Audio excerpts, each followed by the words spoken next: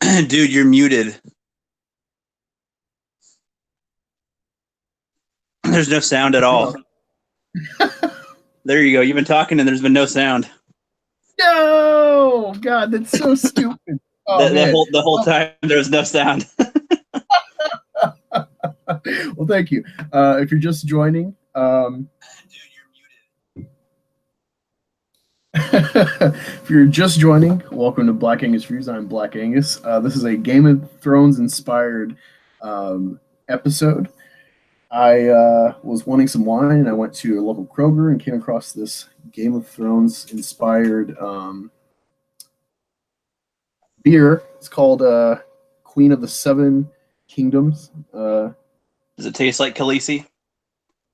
I don't know yet. I haven't opened it. I thank you for asking, Ricky Critic. I have my Oklahoma bottle opener, and I'm going to taste test it for the camera for the audience. I still feel so stupid about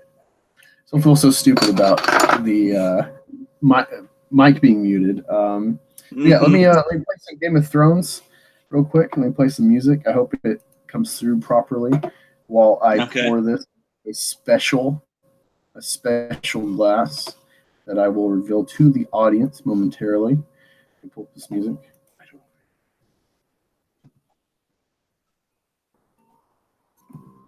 So while I'm getting this prepared, how about you introduce yourself, Rookie Critic, to anyone on the Black Angus community who doesn't know you already? All right. Well, hello, Black Angus Reviews viewers. I am the Rookie Critic, and together, the Black Angus Reviews and I, as well as Jeff the Iron Wolf, formed the Cinema Squad, and we meet up every other Sunday to talk about movies, Star Wars, Marvel, and whatnot.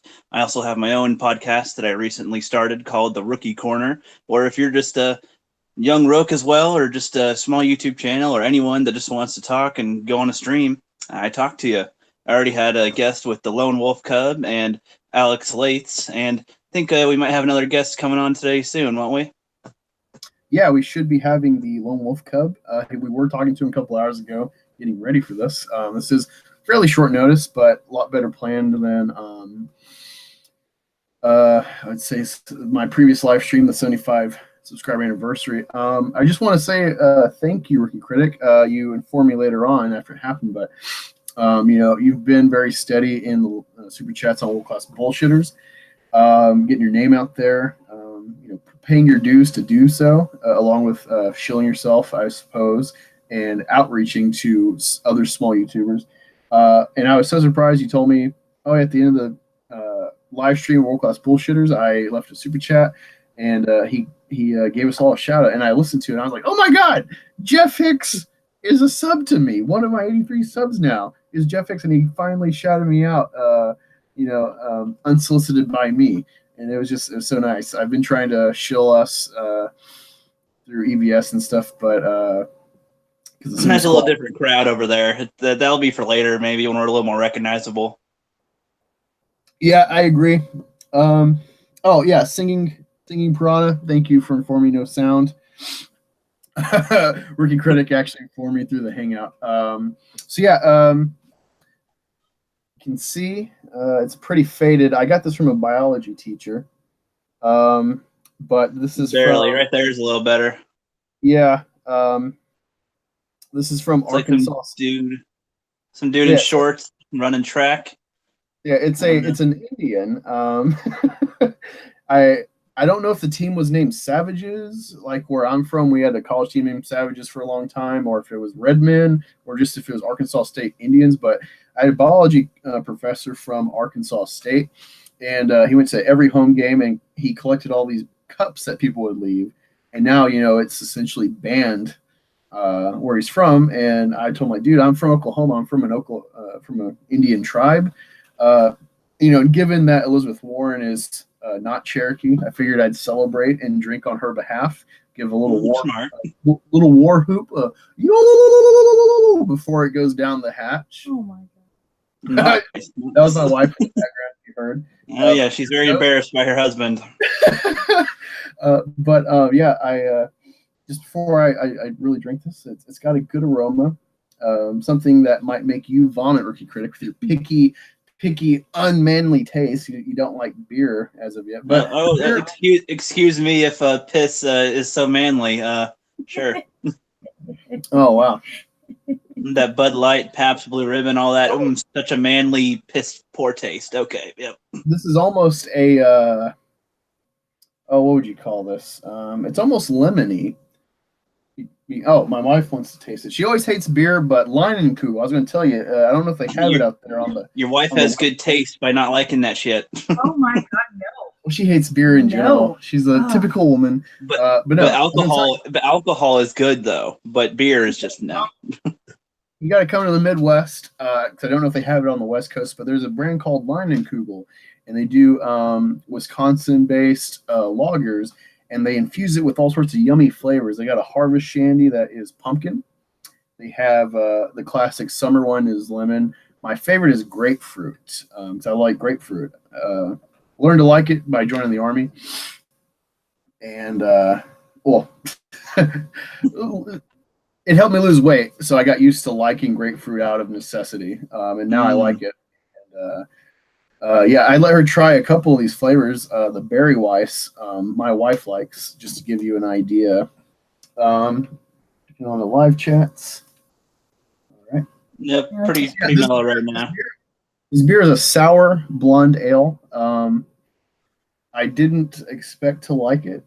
I figured it would just be, promotional. Like, oh, it's got Game of Thrones. I'll check it out. But wow, this is pretty good. So let me play a little iteration real quick. I don't know how it'll sound on my speakers for the live chat, but let's just bask in the eminence.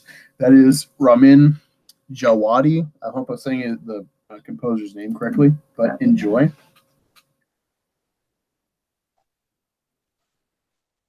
Wait for it to pop up real quick. There we go. Now I'm in Westeros.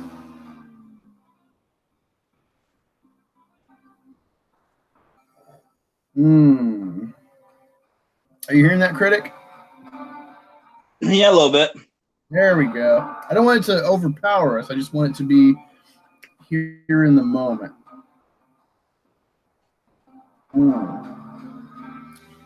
There we go. I mean, just that music, man. They have. All makes me think of a South Park when they go wiener, wiener, wiener, wiener, one wiener next to another wiener, wiener party, fluffy floppers. Want to make the song better? Do you do a lot of jingles, Rookie? Not a lot, but I do have some old rhymes from back in the day, which were horrible, and you could tell that I was white just based off of the lyrics. Love it. Stuff. And the Cecil one was just a spur of the moment. I was at work, literally when I thought of it, I was just like, Cecil. I was like, wouldn't it be kind of fun? Cecil. Oh, and I was like, oh, dude, I gotta write it down. And I was writing down lyrics, and then wrote it when I came home. Fixed the lyrics up a little bit, and then recorded and edited it and posted it, and like within less than 12 hours. Well, speaking of Cecil, it's funny because one of the first videos when I was going through your catalog was your Cecil video, your YouTuber appreciation, because I went to your first video and then I started like kind of piecing through and I saw Cecil. I'm like, huh. And I listened to it, and it didn't resonate as you, as like your product. Right. So like literally the other day I was like, I had this song in my head and I'm like, is this my creation or is this stuck down in my head somewhere from seeing somewhere? And then so I was talking to my wife, actually introducing her to what is Cecil and EVS's reaction sometimes, like when Geeks and Gamers is like, oh, I got a special guest coming on later tonight, and I'm like, it's probably fucking Cecil. Hello. And then he's like, you hear the echo of the podcast, and they're like, oh my god, and you hear EVS like, get him the fuck out of here. And my wife was enjoying the Cecil moments, especially him saying that C-3PO is the lack of him in Solo is why people boycotted. Just his spin on things is great. Oh yes. It's hard to tell if he's a joke. Is he a walking joke, or is he like for reals? Yeah, I'm actually pouring a bit more of this before I switch to my second taste testing item for today. Because how many of those are you having?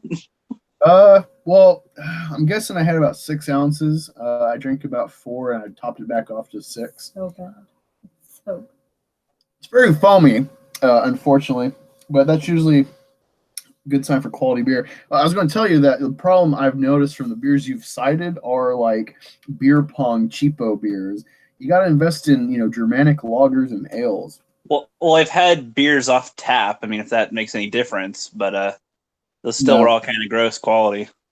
no, it depends what beer you're getting, so it doesn't matter if they put it on tap or not. You want to try for the bottle, or your wife wants to examine the bottle. But yeah, this was inspired partly because of the Rookie Critic, but also because of the bottle. I'm like, I want to do a Game of Thrones thing because this will be like my pre-marathon, so to speak, of Game of Thrones. I'm going to devote myself to burning through the whole series as it is up to 7. I own every season on Blu-ray, as I did work at a movie store. The way it's built up so far, now it's beyond Martin. I wonder how much that they're working on is based on him.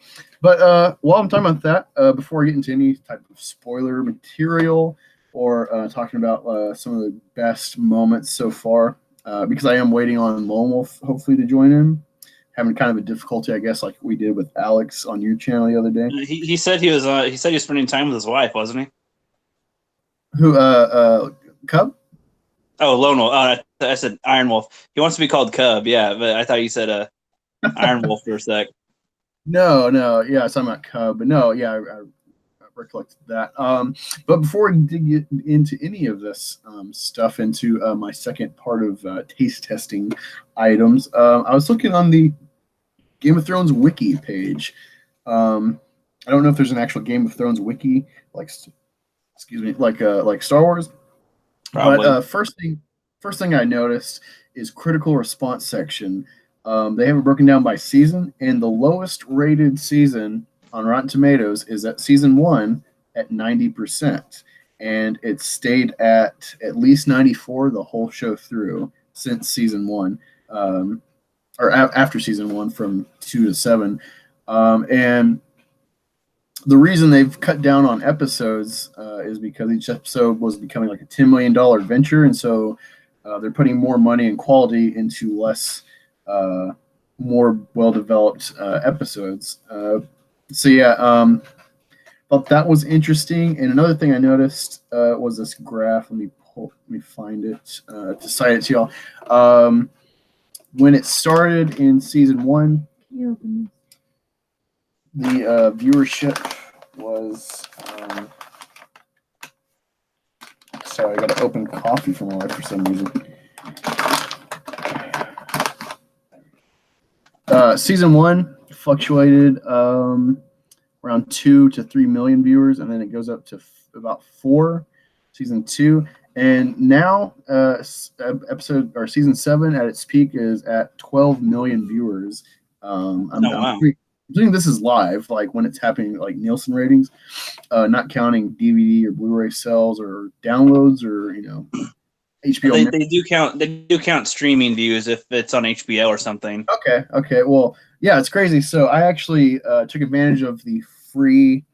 I think it was like a 2-week or 1 month free HBO subscription. I lined it up with how the season would end, where it's like, all right, I can end my membership right before the season or after the season ends, and I caught up with Westworld in between that, at least the first season.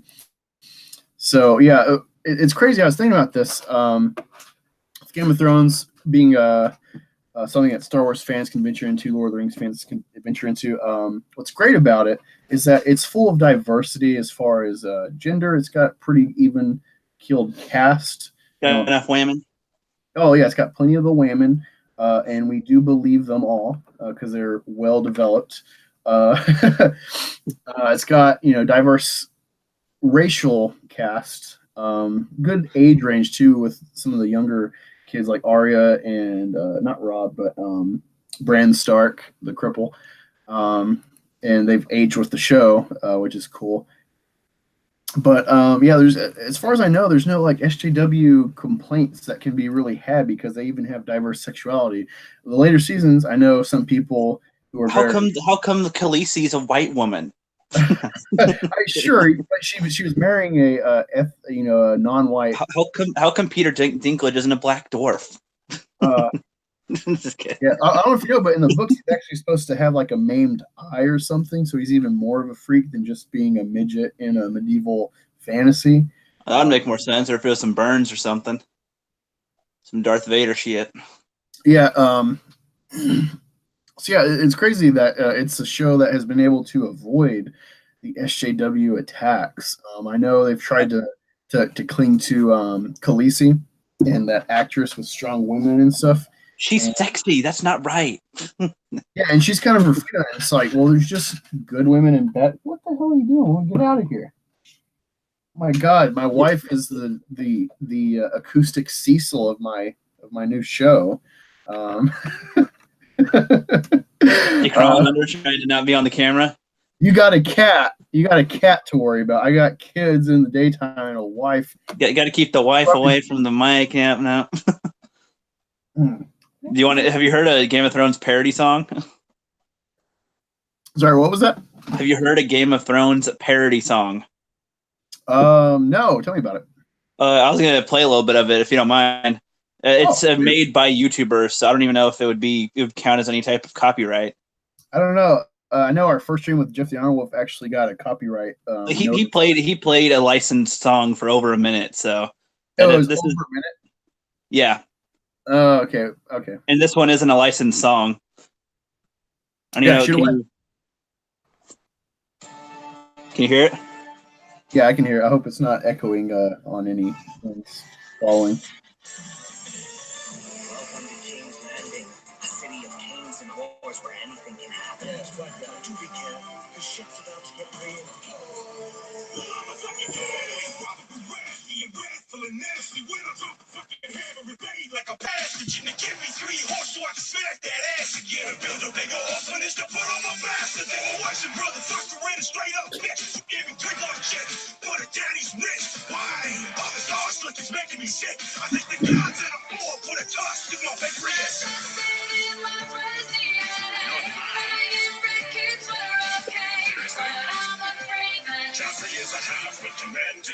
Does this have a video with it to view? If it does, I don't have it. I have the audio version. Oh, okay. Well, we should try to look into that and comment on this video later with the link. Okay. It was from a long time ago. I don't even remember where I found it. It was just a random video that came up, and I was like, "Oh, this is kind of funny."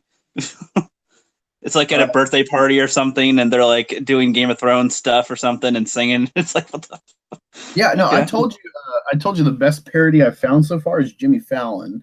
I like Jimmy Fallon because he does play it safe, given like a lot of the political stuff with like Trump. It's great. It's great. It's so great. It's great. Yeah, it's great. It's fun because he doesn't get too serious, and he's never serious.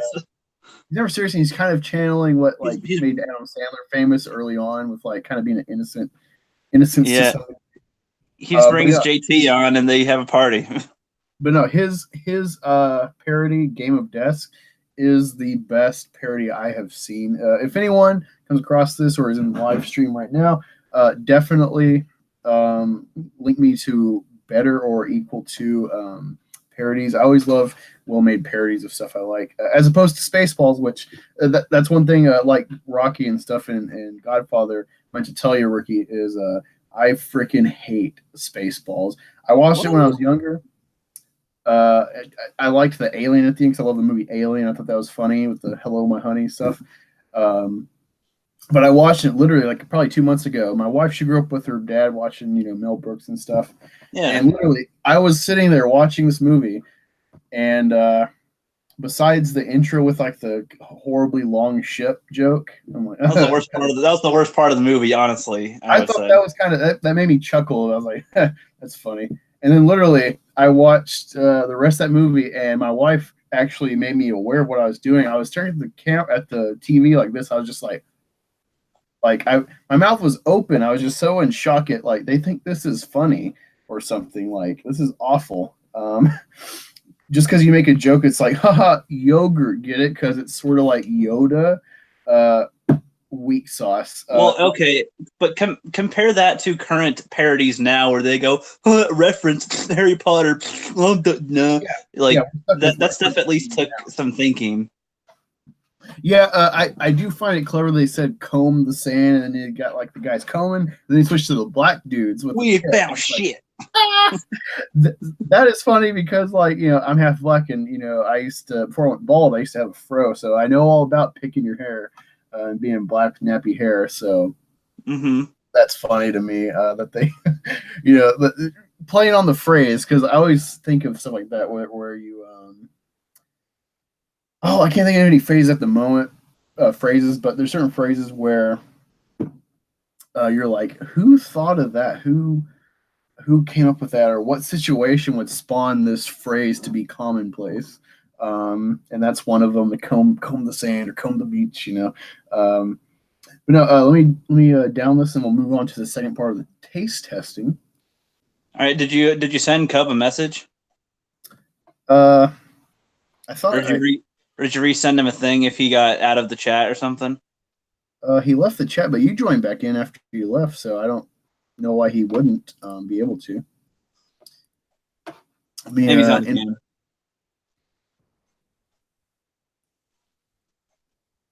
I resend him the invite. We'll see if Lone Wolf Cub joins in. We did have a good talk about 2 hours before we started this.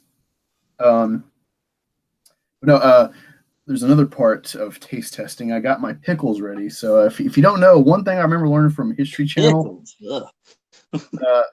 Pickles. What? One of the worst, man. Oh my god. Dill pickles. Dill pickles. I work at Subway, and I tried pickles, green peppers, and cucumbers on my sandwich once. And the green peppers were the least worst because they didn't taste like anything, but I still didn't want them. The pickles, the texture, the taste, the smell, all gross. And then one time I was trying to be brave and tried a fried pickle. And I was like, okay, it's in bread or something. Maybe it's okay. Nope, it has too much essence of pickle. It was disgusting. So, what, are you averse to like Pickle Rick then, because he's a pickle? Hell's Pickle Rick? You don't watch Rick and Morty? No. Oh my god, that is a show you need to watch, dude. I got a few glimpses at it, and it doesn't look like something my eyes want to stare at all. Dude, I love Adult Swim. No, I hate their mouth animations. Their mouth animation looks awful. I cannot watch it. All right, I hate that. But it's like some people can't watch South Park because the way it looks. I guess I get that. There's some shows, like there's certain parts of anime, the way they're animated, where it's like sometimes you need so many frames of movement to fool the eye to think it's like real life. And anime is drawn to be a couple frames short on purpose, it seems. So yeah. I get that. Like I like Attack on Titan, but anime still irritates me as a format. But let me get a pickle. Okay, so one thing I learned from History Channel, I think it was about the history of coffee or something. Just make sure it's your own pickle. Oh yeah, that's my own jar of Kroger Zesty Dill Spears. Fred Meyer pickle. Rookie, watch me. Oh yeah. So my football team, we have a famous game against our most hated rivals down in Texas called the Pickle Juice game. It got to about 100 to 120 degrees on the field. My team's from Pennsylvania. They go to Texas in the heat and are better hydrated than the native Texan team, thanks to pickle juice. So yeah, sometimes I just get a hankering for pickle juice to hydrate. I know it's got plenty of electrolytes, but no. Pickles, I don't know if it's just something to do with cucumbers themselves being pickled or if it's the vinegar or what. But medieval times, pickles were served at the table to be a palate cleanser when you're switching entrees. So whenever I have actual guests over for dinner, I always have a thing of pickles on the table to be polite, even though most people don't even know that custom nowadays. Nope. But because I'm switching from a L, and I'm about to do a wine taste test, I got the pickle ready, which it's nicely spiced as well. And I also have some dill-flavored Havarti, because also when you drink wine, especially red, you always want cheese because the Pickled fat cheese. the fat of the cheese. I don't know if it's a special type of cheeses or what, but cheese in general, I think the fat is it coats your teeth and it actually protects from the acidity of the wine. So it's more than just being tasty to pair it with wine, but it's useful for protecting your teeth. Pickled cheese. No. It's dill flavor, like the actual spice dill. If you can see the little bits, that's just like the actual seasoning into the cheese. All right, so I've had my pickle. I'm taking a bite of cheese. I have some crackers as well if Cub gets in and wants to talk for a while about Game of Thrones. But I found this. I don't have a specific wine that I'm fond of besides Apothic. And because I'm Black Angus, I'm particular when I see cattle as branding for a product. And so I saw this. It's called Kingdom. And it is a red blend. On the back, it says, a bull in a china shop accurately describes our red blend. A bold wine that refuses to be tamed. With rich layers of mocha, blackberry, jam, and caramel, Kingdom Red Blend is an utterly unique taste experience. Kingdom, if any of your marketing people are watching, I would like to be a spokesman just because of the picture on your label. I don't know if you can see the detail on here, but I'm drinking from a House Stark cup. I guess it's for an anniversary gift. The detail of the Stark Wolf. From here, it just looks completely black. Yeah, I figure. I'm looking at my camera, like I can barely see it. I can see maybe a silhouette, but I can't really make out what it is. And when you microwave, because it's a coffee mug, you microwave it. Oh, it's one of those ones. It goes white, and you see winter is coming. The house motto of House Stark, the greatest house of Westeros, who has been the most fucketh in the anus in Game of Thrones thus far. So I'm taste testing this Kingdom wine as we speak. Is a red blend. Not really getting mocha as of yet. I think I'm getting like an essence as a smell or something. I don't know. I feel like that douchey kid in that new Netflix show who gets into tea tasting just to try to be like a pompous, uppity guy or something. What's that show? There's a show about that? American Vandal, dude. Check that show out. It's like 8 episodes for 2 seasons, and it's like a mocking of like 48 Hours and like unsolved crime shows. And it's like a comedy where these kids, someone sprayed dicks all over the teachers' cars, and so it's like $100,000 worth of vandalism, and they're blaming the kid who keeps drawing dicks in Spanish class. And he's trying to like, dude, I'm innocent. And he's suspended from school and shit. And they're using all these weird details to like be like, well, this can't be his dick because he always draws a tip this way. And they're using weird, like ballistics with the investigation detective. The spray can. Yeah, these film students in school and high school are becoming detectives, and they're testing ballistics of when you first spray a spray can of paint and stuff. It's kind of funny. The second season is actually, you might have seen a video on Facebook where kids in a high school are shitting themselves all over the place in the cafeteria. It looks like real footage. That is from season 2. It is called the culprit is the turd burglar. It's a show you should watch. Can't remember how I got on that in this Game of Thrones stream, but we got there. We did it.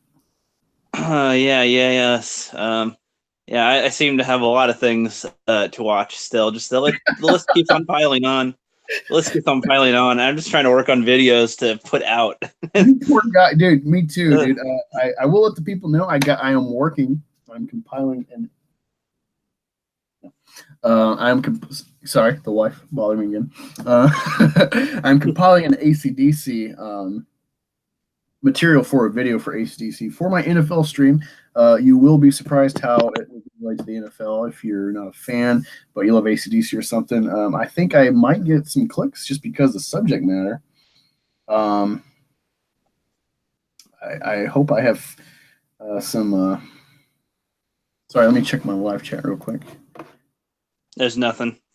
I figured not, but because we're time and EVS is streaming, but you never know. True. Wayne, I mean, where you are, it's almost midnight, huh? no, it's only 10:30. What time is it over there? It's like 7:30. 7:30. Yeah. Okay, I'm starting to learn. Starting to learn your people's time. My people's over here. Yep. We have a earlier day. Yes. So yeah, this wine. If let's see where this is made.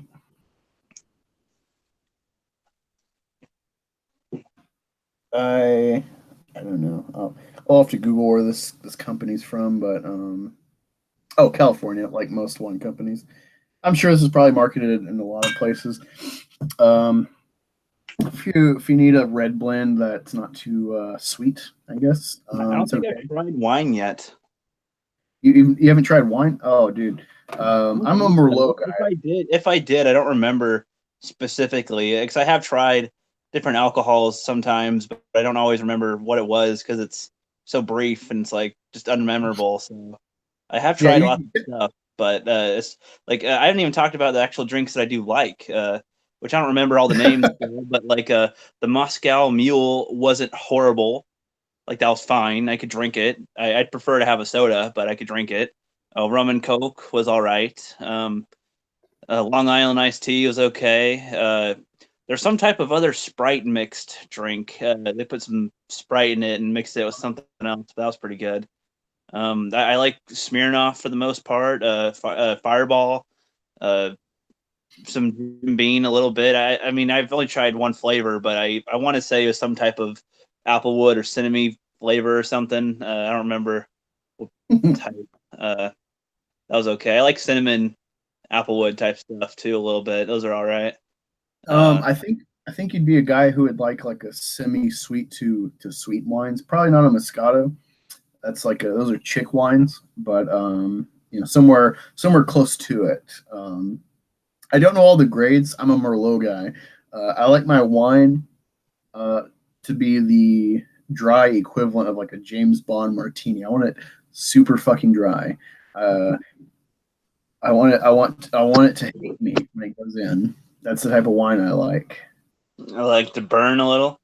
Yeah, dude. Yeah, like when you're a kid, you want like sweet shit, and then you get too drunk because it's so tasty. But as an adult, you gotta have some due diligence and self awareness, and rough alcohol is it's where it's at. It helps. You know, you wanna get to a state, but don't want to go past it. Rough alcohol like rye whiskey, where it's tough, it's not sweet at all, it's not inviting, it is paint thinner, or this really dry Merlot, or barely sweet red blends. That's where it's at.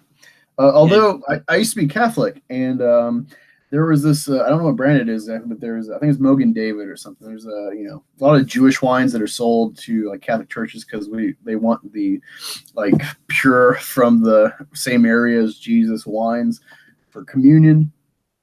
And dude, some communion wines are like god awful, almost water alcohol, where it's just like you feel the alcohol, but it tastes like water almost. It's like No flavor. Yeah. But then there's some where it's like, man, this is a good dinner wine or something. It's fairly sweet but palatable. And my church, whatever brand it was great. If I was a bad kid, I would have broke in and got drunk fairly often if I was a bad kid.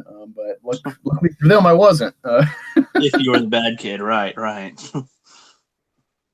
Well, I mean, I'm here, I guess, so I am bad in their eyes in some degree. But that's for another chat. So yeah, Game of Thrones. Can you recall or recap some of the stuff that Alex from your chat talked about the other day about his watching and being invested to some degree with Game of Thrones and his viewings of like shortcomings and reasons why it's hard for him, who wants to like the show, to be invested in it? Not entirely, but he did bring up how getting invested in the characters was kind of hard because they get kind of killed off, and then they kind of is part of losing the interest of wanting to stay tuned to see what happens. Sort of is what it kind of sounded like. For me, though, I mean, I liked some things watching the first season. It was okay. Like I didn't hate what I was watching, but it just felt like if they could just pick it up just a little bit, if there was something that would just grab my attention a little bit more, then I'd be so much more game to watch it. But I'm just like, it's just dragging on so long. And Peter Dinklage, if I didn't recognize him, I probably wouldn't care, but I love him. And I do like how he's is looked at as, lesser than, but he's also honorable and, earning his own right. And then when he sees the crippled kid and tries to help him out, that was kind of cool. The dire wolves look cool as far as a mythical, well, not mythical creature, because there was dire wolves in history. Those are all right. So it was a little sad to have one get killed, I guess. As for the conflict, I don't know what the hell is going on, really. Those one people push that kid out the window. I was like, okay. I'm glad you said that. Just to forewarn anyone that might come into this or who is in, spoilers from here on out. With you mentioning that, one of the things I was talking about, where like what makes me like it is, I don't know a lot about World War One. It's a war that isn't taught very well, at least in America. I don't know about like England or other parts of Europe or anywhere, but it's the war before World War II. Yeah, it's like, there's some reason. The main thing is Hitler was a soldier from that time period, and he might have gone mental from the tear gas and stuff on the front lines, because he was a messenger from the front lines to the command centers. So I think he apparently went blind or whatever. But everything really roots back to some government hating Franz Ferdinand and stuff, and he was assassinated, and that was really what keyed off all of World War One. This dire war that Wonder Woman actually showed fairly well, I guess, as far as like some of the horrors people lived through. You should look at DC comic movie; they did all right. Yeah, you should. Well, it shed some light on something that no one shows, besides maybe interest in the Red Baron and stuff. No one cares about World War One, but what really made World War One horrible was the ways we could kill each other and live through, the scars we could survive with, people's faces being jacked up and essentially ripped off. And I actually saw, it was some feminist angle, but it was still crazy. This woman was like an artist or something with clay who was associated with a doctor, and she made a lot of faces and recreated faces for soldiers who like were maimed horribly. And some of the masks that she made were like, wow, she has like no source material to go off of. His whole face is gone. And tying this back to Game of Thrones, what works for me is I do have the background of having read the first 4 books, so I'm watching it come to life. It's like Harry Potter, where I didn't grow up with Harry Potter, and so watching the movies after already seeing Lord of the Rings and Star Wars, I'm like, why do people like Harry Potter? But then I read the first book, and I'm like, oh my god, if I would have read this when it was new, I would have gravitated to it so well, because even if you're not beaten or something, you always feel left out or something. It's relatable. With Game of Thrones, for me, I have that background of reading it, so I'm wanting to see it play out like a Harry Potter fan. But also, it's written very cinematically. It's written to flow like one giant movie. And so it's not really about the characters, it's about the spectacle of government and like political intrigue. And that's what I like about it is anyone can rise up or fall at any moment given their alliances. Everything is shaky, no matter how stable or firm they feel. And the best players are the ones that are aware of that in the Game of Thrones. Some of the twists and turns are just great. And the fact that like early on in the show, they start bringing in White Walkers to add to to really show you, oh, there's a fantasy element. And where the White Walkers go now, I'm like, what is happening? Where is this going to go? And there's been all sorts of speculation with like season 7. They use different face shots in the trailer of like the Queen and the Ice King and stuff. And the Queen, she like blows her breath and it's cold, and it's like, wait, does that mean winter has come, or is she linked with the Ice King?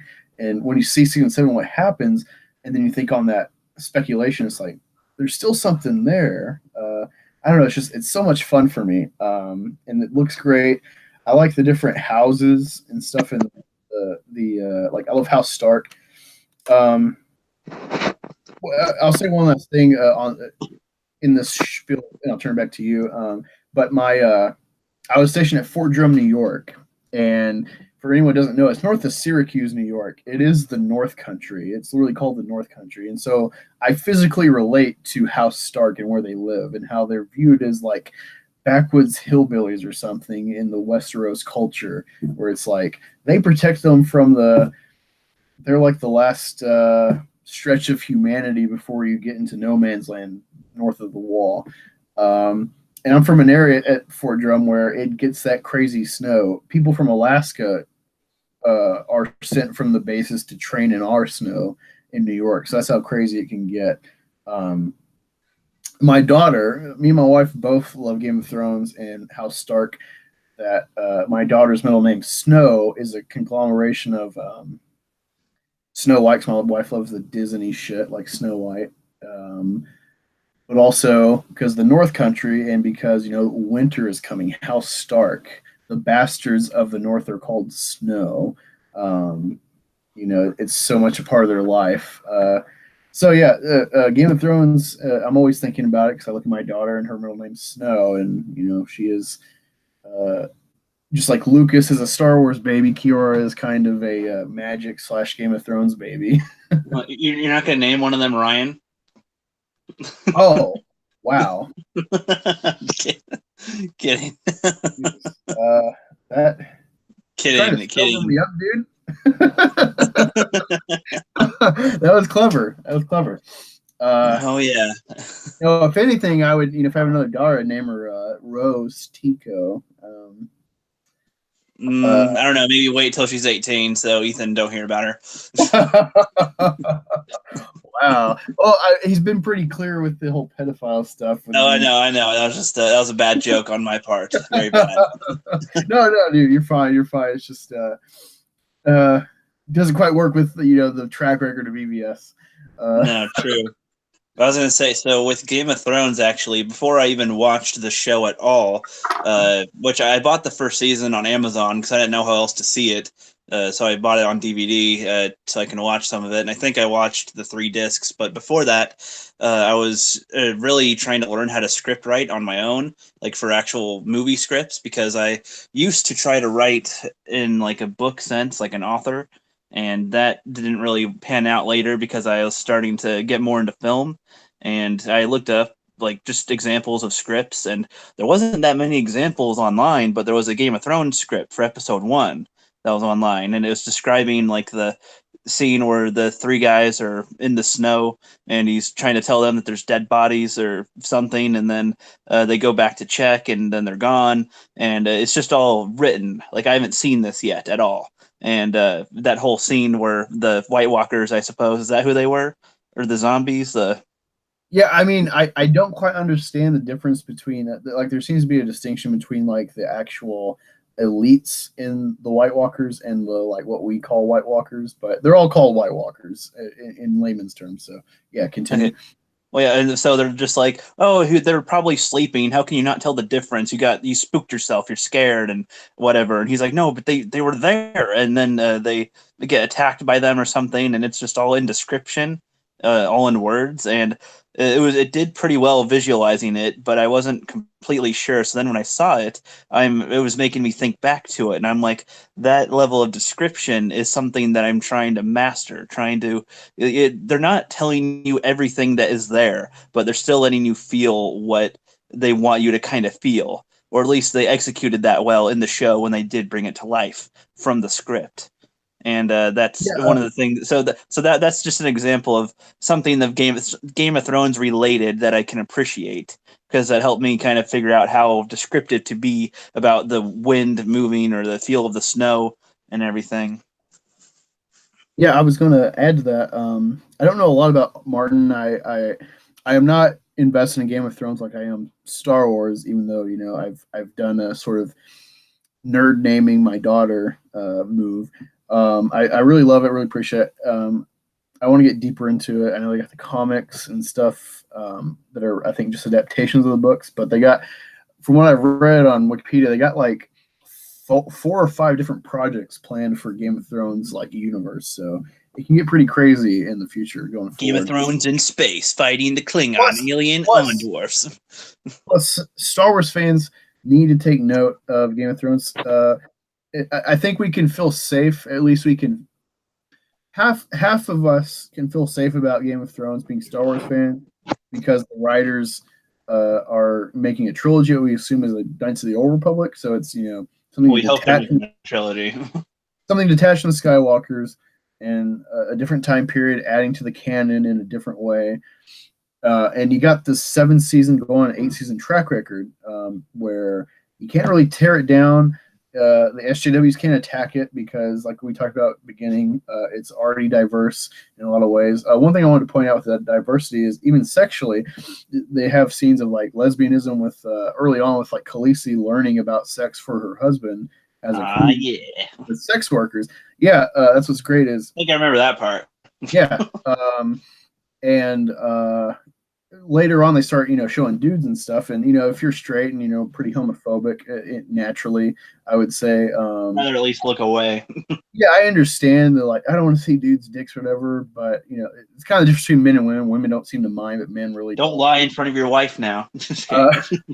But I actually appreciate that because there's a double standard. You can look in the porn industry and see the double standard of how expendable men are, where we're just a phallus, and this is a way with body positivity in film to counteract that, to start showing more nude dudes, because we're taken for granted, regardless of if you want to see it or not. There is something to talk about that Game of Thrones is doing. They're not just selling to the dudes to watch Game of Thrones, like, look at the boobs. It's like they're being fair distribution with the sex and sexuality. So that's another thing. So like they've never been able to attack Game of Thrones on any of these. Right. Well, plus they kind of beat them to it before it became popular to call everything out for not having something or not having enough of one thing or whatever. So they kind of beat them to the punch. These books are written in like the 80s or 90s. One thing I was going to tell you about the script writing that I do know about Martin is that he was George R.R. Martin. I was like, who the hell is Martin? Yeah, he was a screenwriter or playwright or whatever for. I think he was a playwright. The Black Beauty movie or Black Stallion, and I think I saw he was a writer for Twilight Zone.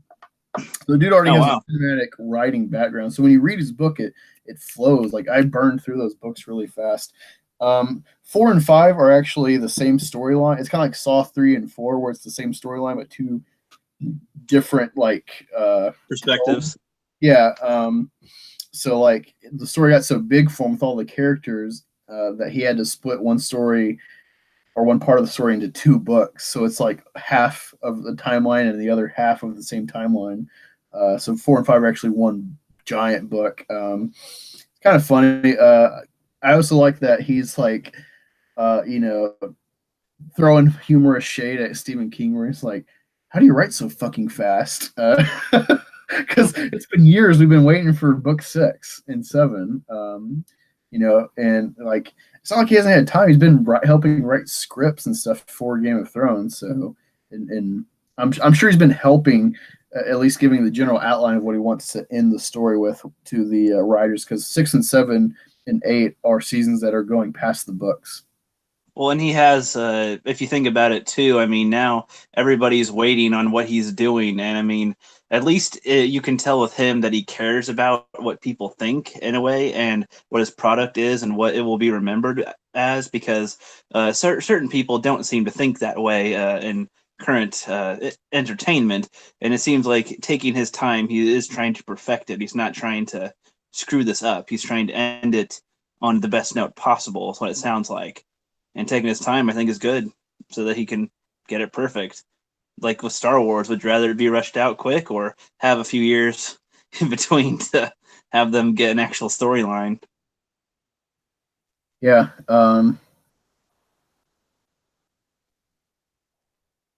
Yeah, I don't.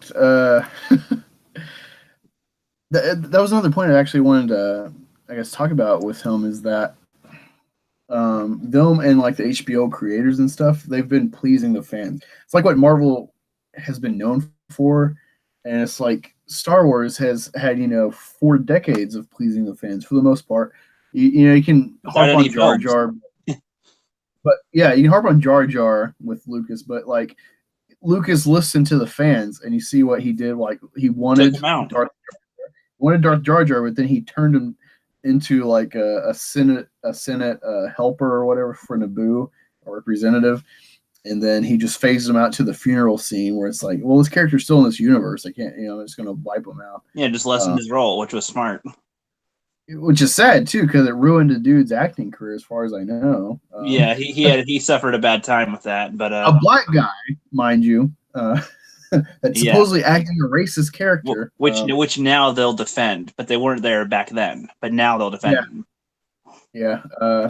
Now it's an issue. It suits their narrative, but yeah, that's the thing is like so far. That's why I'm excited about the Benioff and stuff. Albeit they're not going to be able to direct, rated R Star Wars stuff. That'd be great. I want to see some rated R Star Wars stuff. Well, see, I don't know what that would enhance exactly. Like I'm trying to think of any moment. It'd be like it being rated R would make it better. You could actually think how good Mustafar and Anakin to Vader would have been if it would have been allowed to be filmed rated R. How they could have gotten with it. I mean, I can imagine some more guts flying when he's slashing all the aliens, but yeah, I know. I don't really see what that would improve, though. It's not going to help the writing unless you wanted to have sex scenes or something with like Padme being pregnant. Well, because then it's like this is how she got pregnant, guys.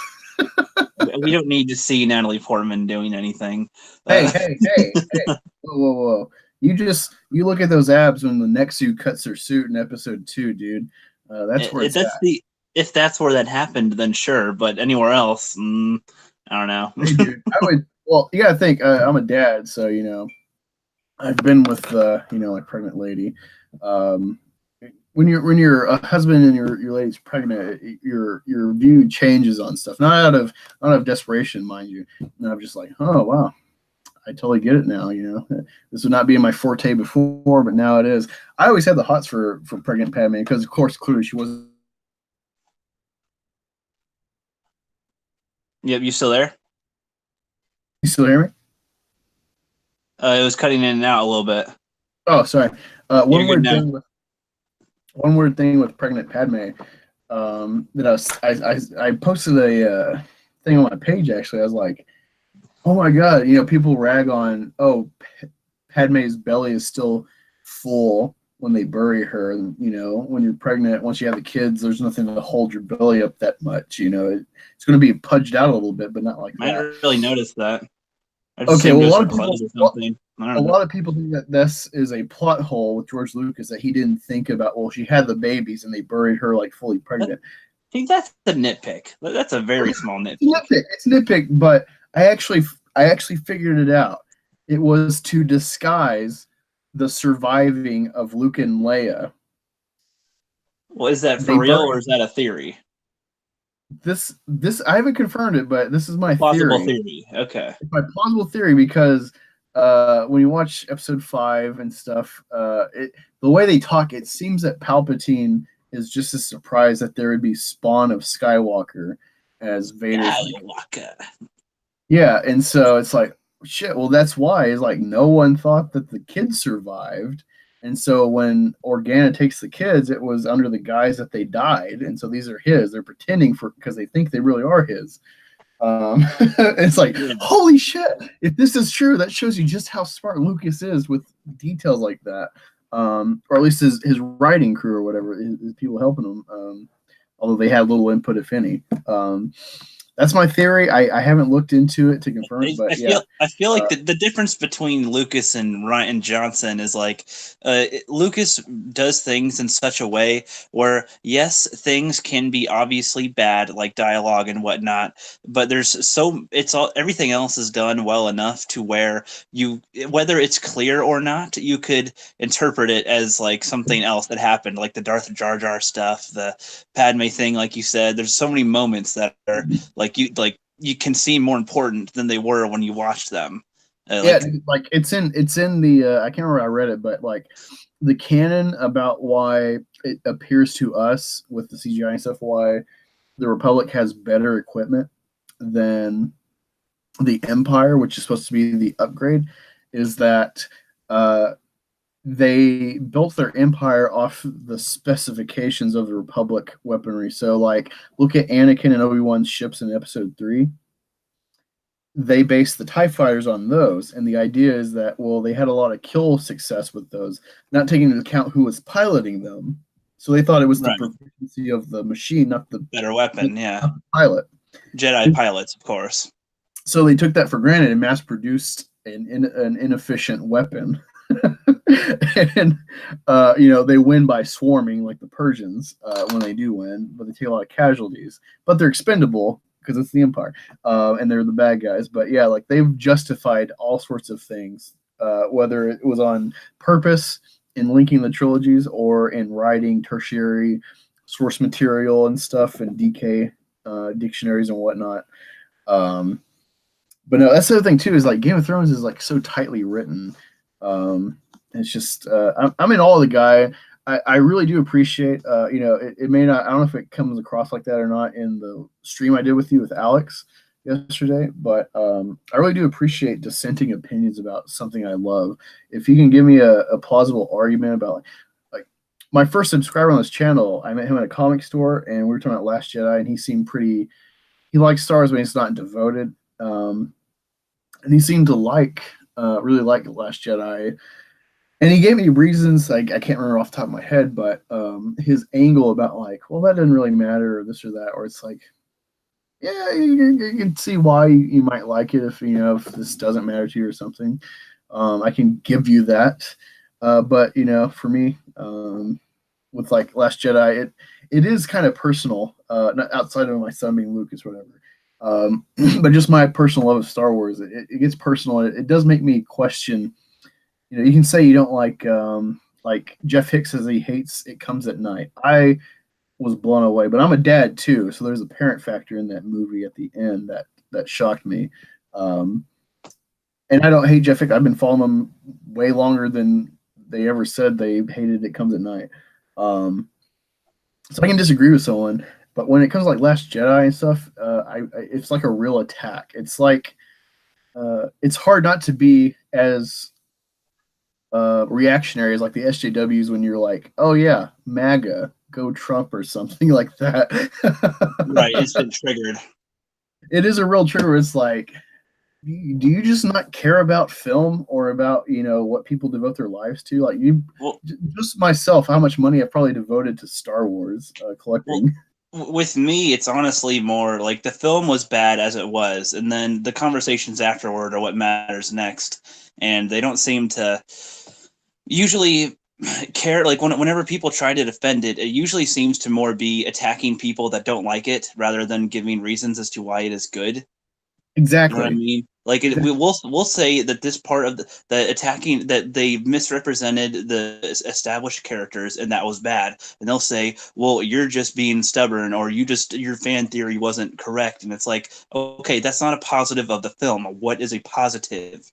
Give me something to counter with. You're not giving anything usually, which I will have a buddy on soon that just saw it recently and liked it, and that should be a fun thing, honestly. And we'll talk about other stuff too, other than Star Wars. But he comes from a different background, and it's pretty cool a little bit with some of the stories. He likes to approach it from like an Eastern philosophy, Buddhism and stuff. So to him, a lot of the stuff that happens goes along with that in certain ways. So is he a Star Wars fan or just the film fan? He used to be a huge film guy, but now he's a dad and he works jobs and stuff. He's been more casual in the past couple of years, but he still loves to talk about film whenever he can. So that's where he comes from. Oh crap. Here, I can keep going while you're thinking. Yeah, I appreciate that. Yeah, no problem. So, like with The Last Jedi, also, I myself try to think about why we don't like it, and when this is the thing. People go, "Oh, you guys are just fanboys crying and whatever. We just enjoy something." Okay, if we wanted to go, okay, did you like the film? Yes or no. You'll either answer yes or you'll answer no or you'll answer maybe. And then if you're going to have a conversation, there's a follow-up question, which is why did you like it or why didn't you like it? And then you think about the film and you come up with reasons and you try to explain and justify. And it has nothing to do with your pre-thoughts of fan theories. It has nothing to do with all this other stuff that they claim that you are, claim that our reasons why we hate it are something that we're afraid of women and whatever. No, we watched the film and we didn't like what it was. We are responding to what we did not like. I don't see Rey and go, oh, that's a woman and she's supposed to be a character that we like. I hate it. No, it's okay, we have this woman. Let's see what happens with her. Oh, this is what they're doing? This is what they're doing. Okay, well then, okay, nope. Oh, that's kind of dumb. We have Finn. Oh, is he going to be? Oh, nope, this is pretty stupid too. We have everybody doing stuff that is stupid, but then other people will see that as something good, and then we have a conversation. You know what I mean? A lot of people don't seem to get that the reason why there's so many positives or negatives for things is because it's part of a conversation. We don't have to get so in depth in our critiques, but when you ask questions and have conversations, it gets deep. So, yeah, one thing with The Last Jedi, I'll probably repeat this in the streams with you, but my military background, like sure, Star Wars is completely different. They can totally reformat the military, but in general, all militaries, like in fiction, like I'm reading Orcs and their military setup, at least I don't know the background of the author, but it's set up in a way that like makes sense to me in simplistic terms to a former veteran in a understanding a rank system. And aside from rank, you have what do you call it? Different job classes and stuff that make you separate but equal. The military is kind of built on a socialist model, but it works because a lot more people are paying for it than are within it. So, like for example, the rank of captain can be held by a leader of a company of troops. So, say about 200 troops are led by a captain. But then a captain can also be only in charge of, say, a squad worth of people in an admin position in like a medical facility. And then also a captain can be a doctor, whether he's a surgeon or what have you. And they're all paid the same, barring the time and service they've had at that rank and stuff. So their pay can fluctuate based on how long they've been in or whatever and at that rank. But base rate, their rank is paid the same, separate but equal. And with that, when you're deployed, most of the jobs in the military will deploy, but most of them won't be like a frontline job. You got medics like I was. You got the infantry that we're attached to. You got fuelers, truckers, and whatnot. Intel, depending on what their intel gathering is. Computer guys, maybe. Cooks in the bases, but you're never going to get a cook on a mission to go kill people. And you're definitely not going to get the janitorial type of job to go on a killing mission, especially a Black Ops with your second or third in command with Kylo Ren. So just the whole premise of like the way they built them up, and then the way they establish, like, they start with this fight with Finn, and he's kind of a pacifist, or he sees something morally wrong with this. But then you learn he's like a Jedi, where he's been groomed into this society for since he was like 3. And then it turns out he's a janitor, and it's like, and he's been on the base of 2 super powerful ships. Yeah, and he knows about the supremacy of Snoke and the technology. Why does the janitor know about the technology of light speed on a, They wouldn't. Yeah, exactly. It's like there's so much coincidence written with him in both movies. The first one, the most potential. the first one was, I guess acceptable or passable with his. Well, he knew where the control room was or something, so he knew where that was, and that was as far as he knew, I suppose. So, because he still had that Phasma turn it off, he didn't know how to do it. Sure, they give him limitations, I guess, but like every coincidence was like, all right. A lot of movies have coincidence to keep the story when because that's everything it's a coincidence. Like, oh well, he just made it because this just happened to happen. Fine. When your whole movie relies on that, and I don't think I perfectly explained this, but when I saw Force Awakens the first time, the first 20 minutes are so fast paced, introducing Poe, Finn, and Rey. Kylo too. Well, yeah, I guess Kylo, but you don't really understand that he's like going to be a main character yet. When they introduce those three, the good guy cast members, it's so fast paced and some of the humor and stuff. I was just like, I remember I was kind of like scrunching my eyes watching this. Who talks first? You talk first. I talk first. What? Not even that, but just like all of it together, where it's like, all right, here's a joke, within it's like, oh, there's another joke, and this droid is funny, and this guy's funny, and you just kept stacking, and it's like the way it's framed, yeah, it's horrible. I'll give you perspective, okay? America, all right. We've been in the longest war state. Apparently, my wife got informed on Facebook from previous Fort Drum wives and stuff that she's friends with that Fort Drum is deploying 2,000 soldiers pretty soon back to Afghanistan. So I don't know what that means exactly, but that's happening. So we've been in a war state since 2001, 2002. Look at the what's happened to film. Although not enough has happened to film with the war, but like The Dark Knight is a great example of like the pinnacle of 9/11 affecting film. But you go to airports, you see the effects socially with economics, with like food prices and stuff, gas prices, just everything is different with 9/11. Going to the airport, planning a trip, terrorism has affected you in some way in America, and this whole war that we've been in. And that's only for, say, going on 17 years now, roughly? Yeah. Think about a galaxy-wide war with billions and trillions of lives at stake for multiple generations of wars over, say, 100-year span.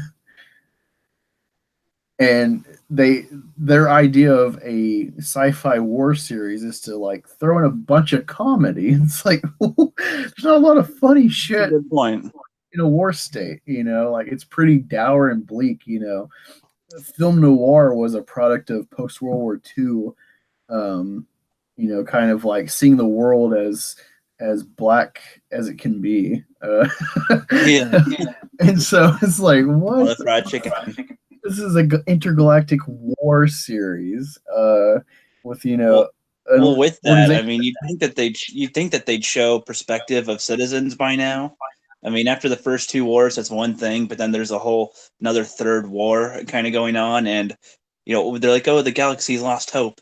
Why would they give a fuck? There's been wars going on for like 50, 60, 70 years now. Like, why would they care? It's like, oh, first it was the Sith, and or she says like something, and it was the Sith. It's just literally every 10 years there's a new war, and it's like, well, I guess those guys are there now. Oh, I guess these guys are around now, and pretty much it doesn't matter at all whose side is what because everybody's doing their own thing anyway. Yeah, it's like I hate Monty Python, but there's a scene in Monty Python where it's like, oh, you'll give respect to the king or whatever, and it's like, oh, my king, or doesn't matter. Who elected you? Yeah, they're all. It's like, oh, they're all the same. I don't even notice when one changes. It's like you just Monty Python Star Wars, and I fucking hate Monty Python. Yeah. Well, it's like with my whole thing, like one of the things in my rewrite is like of The Force Awakens, I liked a lot of things that they could have done with what they showed us. Like when they first show Rey on scavenging the ship, I'm thinking, okay, is she a naive girl who's like on this desert planet, and of course she knows of the Empire a little bit and some of the current conflicts maybe she hears from passersby, kind of like how Anakin did in the first one a little bit. bit. Like, she heard stories, but she hasn't seen much ever in her own life. She's learned how to defend herself, how to scavenge a little bit, but she's not like a warrior or nothing. She can sort of socialize, but not really. Not much happens on her planet. And then for some reason, if there's a reason to go to the planet, let's say there's a whole bunch of the stormtroopers coming down. That's going to be kind of exciting for her. All these new people, their armor, whatever. She's going to be a little fascinated, maybe. And if she has a chance to, talk with one of them or get to know one of them, it'll be, giddy for her. It'll be something fun. And then she gets thrown into this whole war scenario or something, or maybe she realizes she has powers and, she's like afraid of it and doesn't know what the hell to do. She doesn't want to get involved, something. Just some type of different idea for her character, like have her literally be more innocent than Luke was, and over the course of the 3 films she has to grow.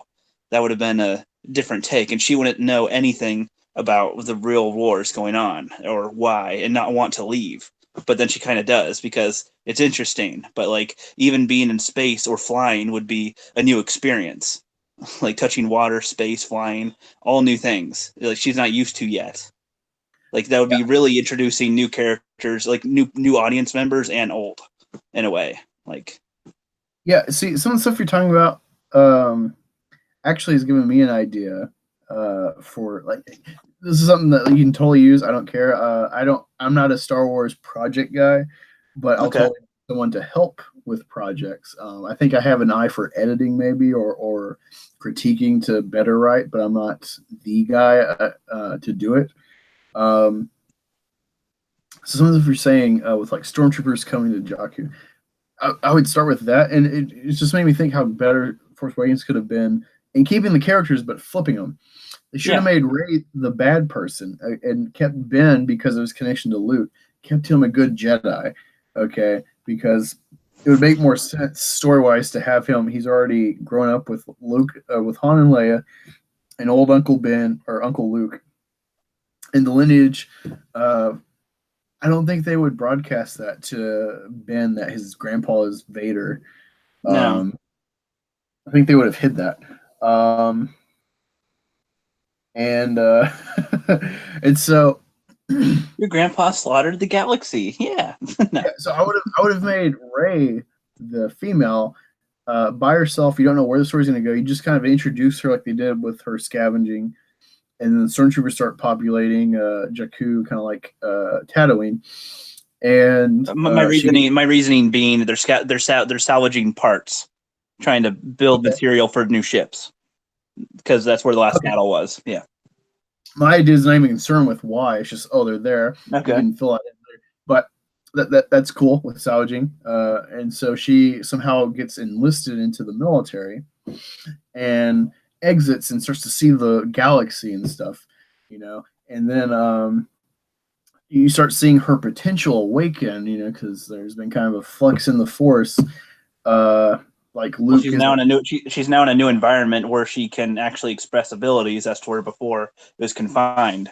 Yeah, well, I would have, thinking about this and when you're setting it up, I would have actually kept Rey, made her the dark side person, but have her go through this like whole personal discovery. I wouldn't show anyone else really. I would make you, I would keep you just on your knees waiting for Luke, like Force Awakens did.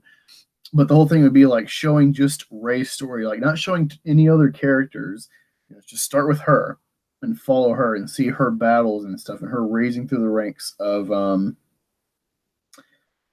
the First Order, and then something happens. You can make whatever taps, and she realizes she has the Force, and then Snoke is revealed at the end, and you don't know he is a tiny, normal 7 foot tall guy, but he is the giant hologram, and then you can wait to reveal into the next movie, letting everyone think that there's some giant race, and then be like, oh yeah, it was a Wizard of Oz technique, I do kind of wish that he'd actually be a giant, though. That would be an interesting enemy. That would, but Force user. In the movie, before I read the spoilers, so I guess I was aware, but watching it, I was like, why did they show you this giant, and then they immediately show you it's a hologram? It's like they filmed it in a way in the lighting, like you think it's a real looked person. Like he was there, yeah. Yeah, it's like that would have been. You could have saved the hologram wipe for the end of the movie. Just make it think that that's where he sits all the time, and just just meditates. Or just not show it. Just have us believe he's there. Yeah, you could have said it for the next movie, and then it'd be like a total cycle. Like, haha, you thought this toy was this big in your scale? Well, it's actually this big in your scale, and you're playing with a miniature, you dumbass. I guess so.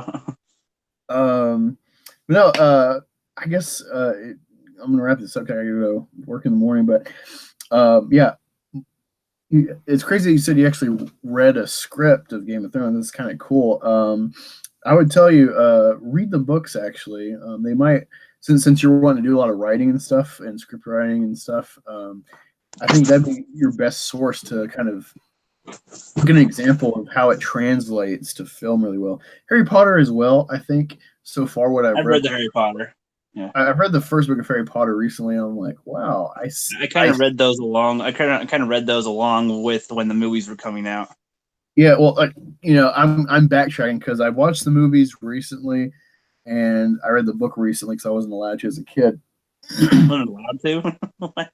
Yeah, we can talk about that off air. I don't want to. I don't want to come on feel attacked or something. But yeah, she kept me from reading Harry Potter for religious reasons, and so I read it recently after owning the series. I've seen all but the last movie, and I've seen Fantastic Beasts. And I see this new movie coming out with Harry Potter. I'm like, God, I hated Fantastic Beasts. I used to work at FedEx for a while. I worked overnight, and I had weird sleeping hours, so I needed something to keep me up. So I went to go see Fantastic Beasts, and I was like, this is fucking boring. Yeah. And I hate the main character Muggle. Like, I don't pay to see Lord of the Rings-esque fantasy and see a bunch of humor. No, it's really dumb. Yeah. But no, honestly, Game of Thrones is where you should. I think you might appreciate more if you read them and while watching them, or read it then watch it or whatever. And I think it'll help you have a source material of like, well, how would Martin write that? And the only other person I even know to compare like that at all would be maybe Stephen King, given his track record with movie adaptations. I know a lot of them haven't been great, but he writes, from what I've seen, pretty cinematically. Stephen King's The Stand is kind of that way where it's like I can totally see this, and it was like a mini series on ABC, I think, back in like the 70s or 80s or 90s. Probably. So yeah, Game of Thrones, definitely a great source, I think, for screenwriting, cinematically. I'm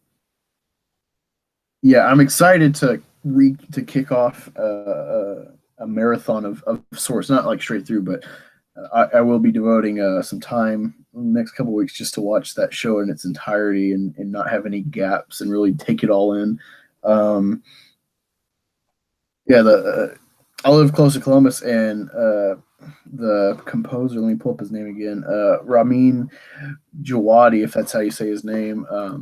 He's actually been through Columbus like the last 2 years on a Game of Thrones tour, and I have not gone to either one. I almost did, and I regret it. I think he's actually a composer of like Iron Man, an Iron Man movie as well, if I'm not mistaken. Pretty well-rounded guy. I would, if John Williams can't keep going in Star Wars, I want to see him take over. One thing with Game of Thrones, Avengers related, when what's his name? When Thanos, when he snaps his finger and everything happens, and then he sucks into the void. Yeah.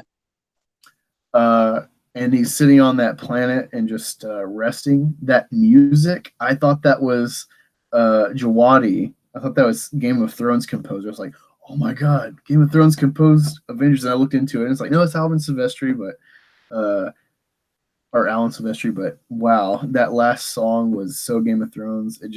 I hope Djawadi listened to it and was like, oh shit, someone's knocking on my door of talent, so I better step up my game. I can't see the music for season 8. My favorite modern band, because AC/DC is my favorite, but my favorite modern band is Mastodon. And they actually, I guess, are friends with some of the Game of Thrones people, so they were extras as like undead for the White Walker army in season 6, I think. And they even did a song for that they made like a cool art album that I own. It's on my wall. So it's cool that even Mastodon has been tied into Game of Thrones with their song White Walker. I'll link that to you later on, Rookie. You should check it out. It's they're a weird rock band, but it's like a medieval acoustic. I don't know how to explain it. It's just a weird feeling. All right. I really appreciate it. I'm seeing this whole chat.